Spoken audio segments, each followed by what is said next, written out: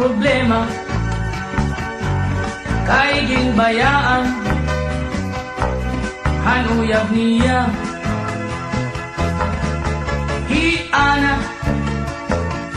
dako gud ang problema kay may sulod na ang tiyan niya. Anda ko lang nga sayop ni Ana kay tinapod hiya bag-o palak nani niya nga kilala naruyag waray magruha-duha tinapod ko diya iya ging surrender ang iya bandira.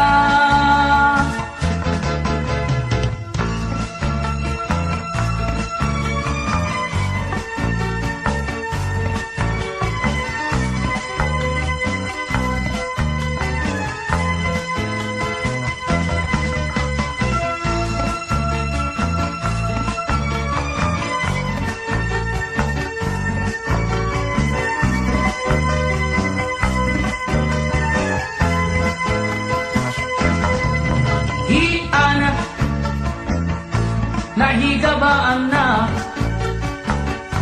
han iya kasuplada ngan kay strikta halalaki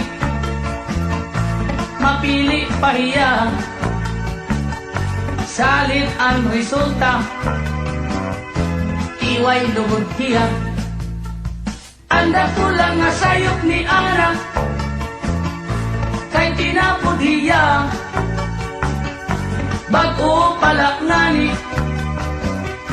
niya nga kilala naruyag waray magruha-duha tinapod ko hiya iya ging surrender ang iya bandira.